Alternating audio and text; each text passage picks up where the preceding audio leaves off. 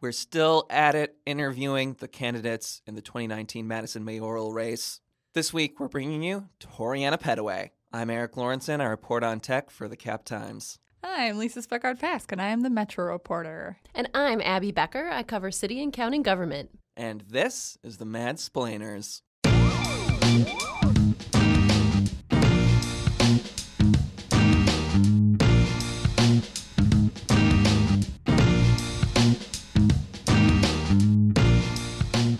Welcome, everyone, to Madsplainers Election Edition, where we're bringing you interviews and conversations all about the 2019 mayoral race in Madison.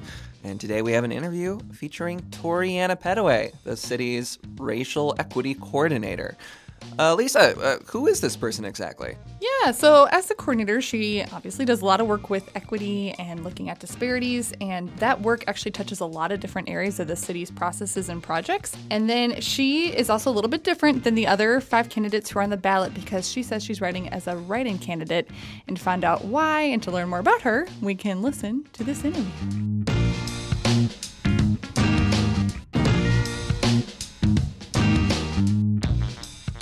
All right. Well, Toriana, thanks so much for being here. Yes, thank you for having me, Abby. Definitely. So tell us a little bit about yourself. What first brought you to Madison? Oh my goodness. I moved to Madison now 26 years ago. My dad retired, who was in the Navy, from the Navy. And when he retired, he gave my mother the opportunity to decide where she wanted to live for the first time. We lived all over the world and abroad, and she had the opportunity to decide that she was going to be close to her sister. She picked Madison, Wisconsin to be with my auntie, Addie Pettaway, and it was kind of not necessarily a culture shock, but a shock because we had only lived in 2 other places that was cold, not as extreme cold as this, Germany and Philadelphia. Mm-hmm. But Madison was very different in the sense that it gets really cold here, and I'm allergic to cold. People laugh when they you laugh. I am too. No. I literally had to start taking anxiety medicine when I first when I first moved here. I was passing out, and I was having very severe anxiety attacks. So that's how I got here. But the beautiful thing about Madison is that I've had 2 children here. I have 3 kids. I have 3 kids, Notori, Ashton, Kendall, and Tarina. I had 2 kids here, came to Madison with my oldest, Notori. But the community is safe. I've been able to rear my kids here. They have adjusted. They're like little polar bears. They love it. They're adjusted to this community in a way that I have not adjusted. They don't wear coats. They barely wear clothes. Not me. I can't. I'm like 15 layers. Yeah. Definitely. But that's the thing that is really different.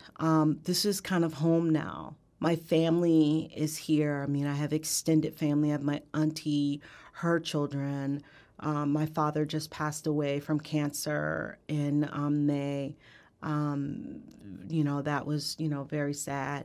And he was the one who encouraged me to follow this and run for mayor. And so that's one of the things that I do grieve because we always talk politics. And he knew my passion. He knew my passion for the law and politics. And so that's one of the things that I kind of grieve because I don't have that daily conversation anymore. And so my mom tries to pick up the slack. And because she knew that was one of the things that I did every day with my dad, talk about politics and what was in the news. And because he knows that was very passionate about me. So, but he encouraged me. He was like, you run, you do what you know that you're supposed to do. You know what needs to happen in the city of Madison. You know what needs to be transformed. And your position is the city's racial equity coordinator. Yes. Yeah. For our listeners, could you explain a little bit about what that role is and what you do essentially in that?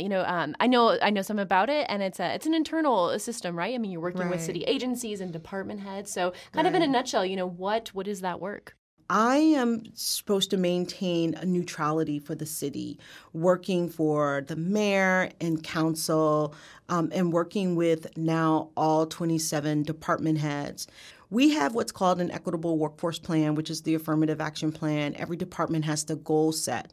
And when they goal set, they're basically looking at job family availability. And this is data that we have that says, this is our opportunity to look at how we navigate with government and our community and how we deconstruct institutional racism, both internally and externally, and to make things better, remove inequities, remove systemic injustices, and how do we transform government? In the city of Madison, we have 28 protective classes. And in those 28 protective classes, we've otherized other people very intentionally. And my job is to work very collaboratively with our department heads, with our elected officials, with our mayor and our judicial system, and our community partners. And so I do this by using racial equity analysis to remove barriers by saying who's burdened, who's benefited, what is the unintended consequences, by using data, and then also in our hiring practices by using equitable hiring tools. One of the things that our departments have to do is that they have to demonstrate using these tools 3 times a year, and we work with these departments.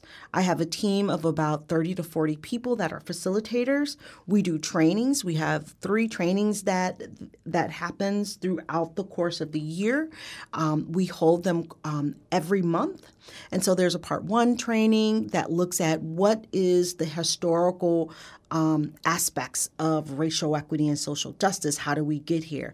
The part 2 is looking at our tools, the 2 tools that I just talked about, the racial equity analysis and the equitable hiring tool. And then we take part 1 and then we build on it, and then we help them use those tools to deconstruct the race. How do you look at analysis and use transformational practices to look at our policies and procedures? And then part 3 is we build up individuals to be leaders. Everyone can be an anti-racist. When you recognize what it is in yourself, when you identify your own bias, we all have it. Mm-hmm. And when you understand what your own bias are, then you can work towards your own individual journeys of deconstructing racism in your own spheres of influence. So that's my job. I teach, I train, I help build awareness. I try to build a community, a collaboration both internally and externally, and then give people tools to unpack that. Mm-hmm. And it's been very successful. I guess, could you just elaborate on why you want this? Why are you pursuing this position? I'm pursuing this position because, oftentimes individuals will come to me and share things with me. And when they would share stuff with me, oftentimes they would do it in privacy and they would want to remain anonymous about the disparities and about the injustice that they have experienced. And you share with them their rights, that they can file a complaint and that they have laws that would support them. They've lost hope in the process. And that became very disheartening. And then you see that they thought that I had some power to do something, and I didn't. But what I did have was the ability to negotiate. What I did have was the ability to go and talk and collaborate. And that's what I did. I'm not a fearful person. I'm not complacent, and I'm not risk adverse. And that's exactly what I did. I would bring issues to the table. And that's why I want to run. One of the things that I did notice in my position is that we talk about the data that we have. We will meet and we would talk about, oh, well, let's get another consultant. Let's pull another group together. Let's talk about this issue. And we intellectualize ideas, concepts over and over again, but we never, ever move to actual action about the disparities that people are experiencing. And people who are experiencing crisis in the moment want something to be done in the moment. These are things that I'm just absolutely tired of. I want to address these things. Mm-hmm. I want us to stop creating wonderful documents and wonderful brochures, and I want us to actually create good plans that get to the root of issues. Do you have an example at this point of, if elected, if there's a specific policy change or new initiative you would want to implement to get at those root causes that you're discussing? We do have a rising issue with our youth in the community.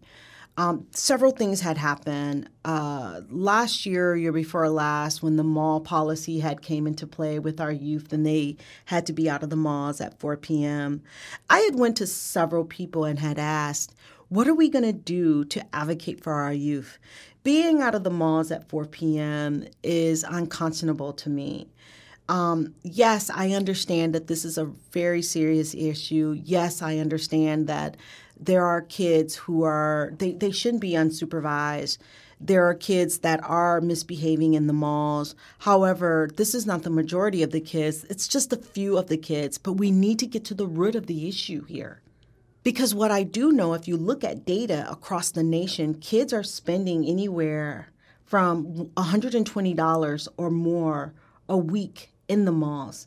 They're spending the most money. So were there other things that could have happened?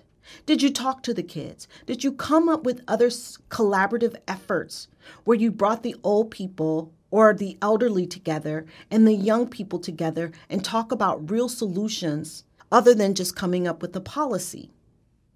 Without the people who are closest to those issues. Mm-hmm. So talking about better engagement. Better engagement. But we don't do that in Madison. What we do is we always listen to those who have the loudest voice.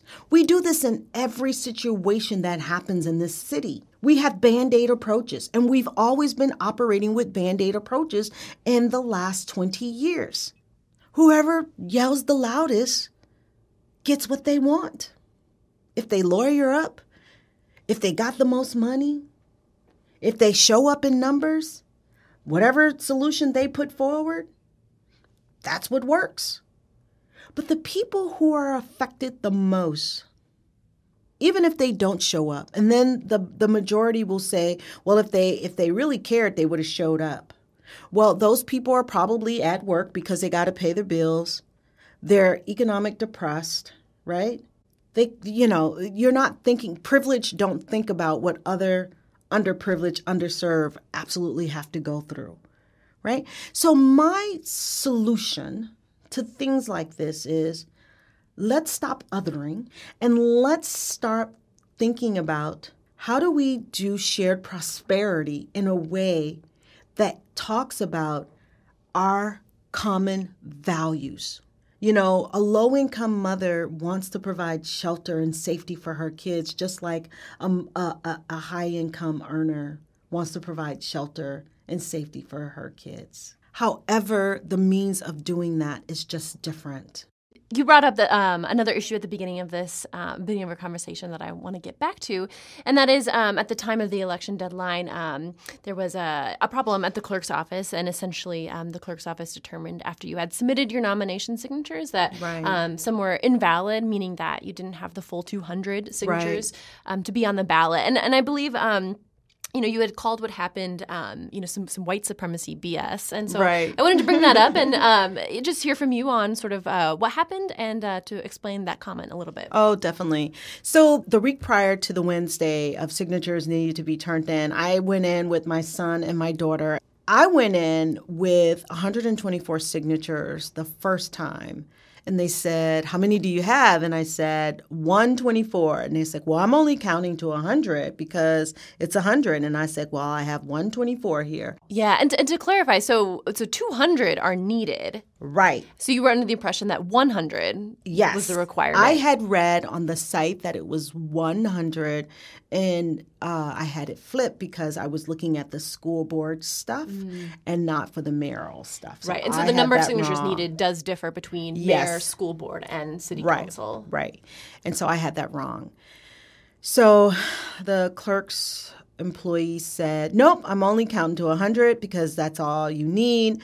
And once I get to 100, I'm done. And I said, whatever, because I have 120. And they said, well, okay, no problem. But however, the next morning, I got a phone call from the clerk's office saying, oh, we checked. It's actually 200, but don't worry.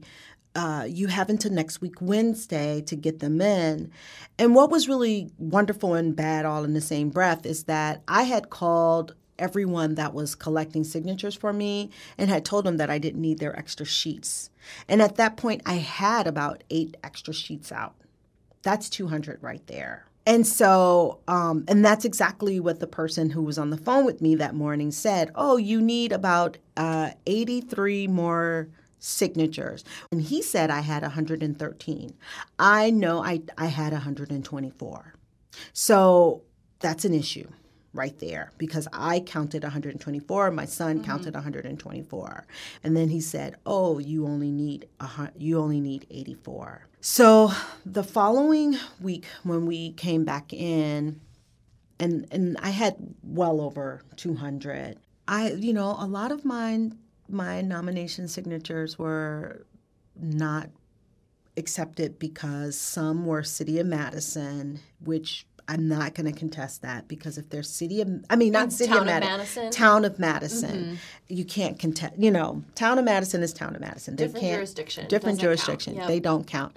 I had one that was Sunbury, one Village of Oregon or something like that, and a few that were Fitchburg. But my problem is that there were some that they said that was not legible. Meaning they just couldn't read it? Like It was too messy handwriting? Right. And then there were some, when you put it into Access Dane, they didn't come up. And I kept saying, well, what is the official? Because the state. And Access Dane is a system that you're looking to make to confirm addresses that they're City of Madison. Right.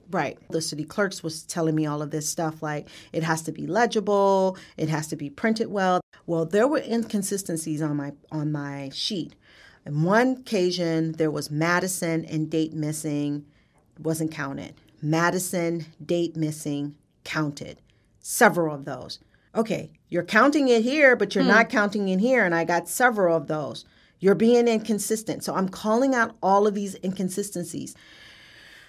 Well, we'll count this. We'll count these because they highlighted them, and that was their mistake because they weren't being consistent. Then there were situations where they couldn't read the writing, and then I had my campaign manager. I said, go get all of the other candidates' stuff, and I want to see if they were doing the same scrutiny on theirs if they were doing on mine. What we saw is that there were candidates who didn't even have street numbers on their nomination signatures. And you're counting them? So how did you verify it? And that's what I was asking the clerk. You're saying you can't read my signatures. You can't read my street addresses, and you're not counting them. But there are a host of ones on theirs, I can't make out nothing, and you're counting them. So these inconsistencies that you're calling out is wrapped up in the white supremacy BS comment? Mm-hmm. Oh, but they had well over 400.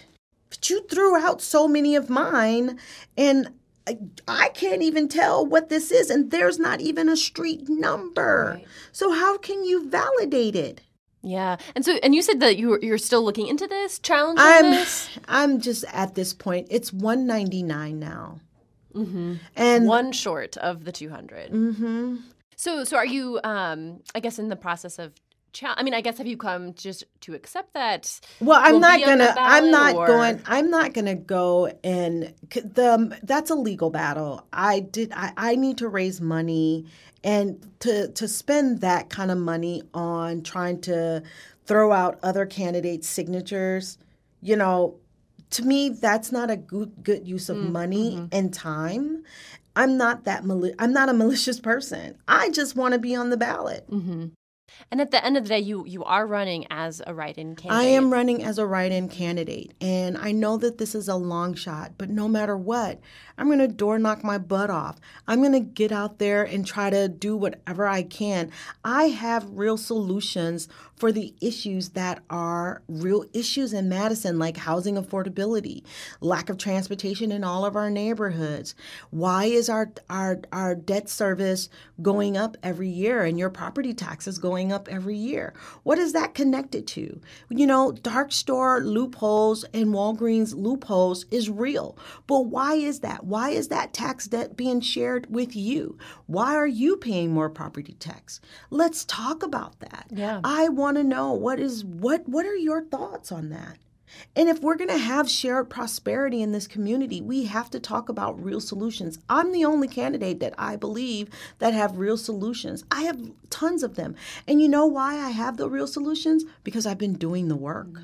Well, on that note, at a recent forum that the Cap Times hosted, you had asked those in the audience to take a chance on you. Right. And so I guess along those lines, what sets you apart from the rest of the field? Working as an employee within the system, I see what needs to happen. I think all of the other candidates bring something very unique to the table. But this is what I say. And I say it, and I will say this very boldly. If any of these other candidates are elected, that they be eaten alive. I don't think that they have the fortitude to really address the issues that we're dealing with within government, and to be able to stand very firmly with truth and transparency. That really needs to happen. One of the things that I think internally that our employees want to see is real accountability happen with urgency, fierce urgency, and not just more rhetoric, and not just someone who's being a good politician that is going to side with business partners, very affluent business partners, just to talk a good game. What they want to see is someone that is going to be truthful, transparent, and accountable to what needs to happen, not come in talking about, well, we got to look at the data again, we got to hire another consultant, and then we got to make sure we did it right and intellectualize it. I know the data. I know we studied it to death and intellectualize it because we like to do that. I have the solutions. And what I'm going to do is I'm going to use the very highly intelligent people that we've hired in the City of Madison. They all have very, extraordinary degrees, and they're tired. And they're tired of being risk adverse. And I'm going to put them to work to solve the issues that we have. Mm-hmm. Well, Toriana, thank you so much for your time on this podcast. We have a fun, some fun, lighthearted lightning round questions coming up, similar to what happened at the forum. Before we get to those, is there anything else you'd like to say? I'm serious about grassroots efficacy and really having our community inform government. My website is Toriana Pettaway for mayor.com. And I need foots on the ground to help me transform the city. I'm looking to you to help me transform this city. And I really believe that this is a great community. We are a forward community, and I want that to be a true statement. Well, let's get to those fun questions. See how you do on these. Yes. Okay, number one, what's your favorite festival in Madison?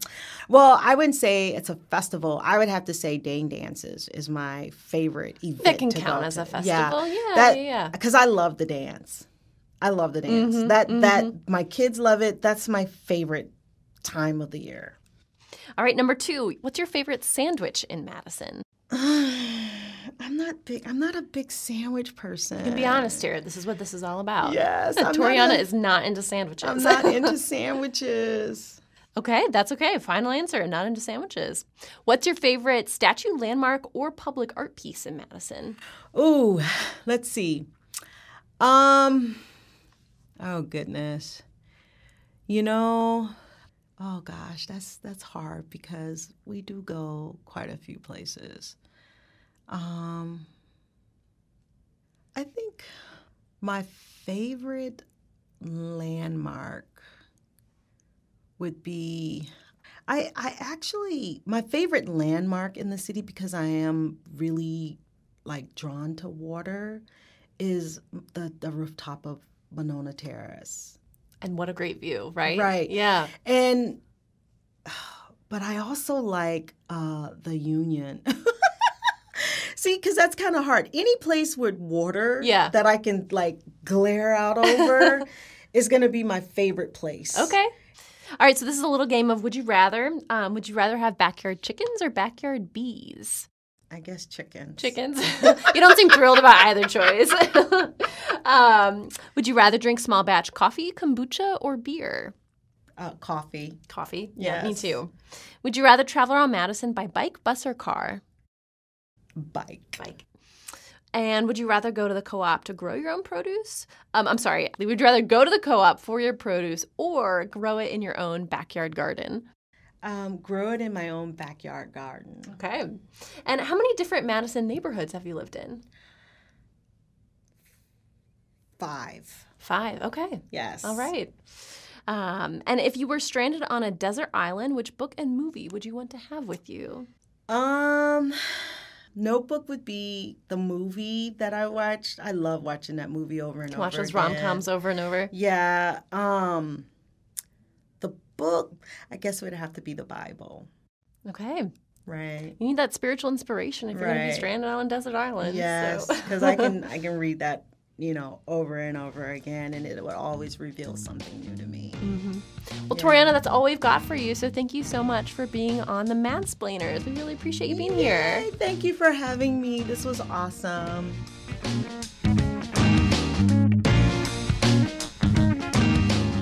That wraps it up for this episode. Thanks so much for listening. Hope you learned a little bit more about Toriana. You can also check out Cap Time's other podcasts like Corner Table, which is a dining podcast, or Wedge Issues, which focuses more on state politics. You can subscribe to all these podcasts on iTunes or wherever you get your podcasts, and be sure to tune in next time.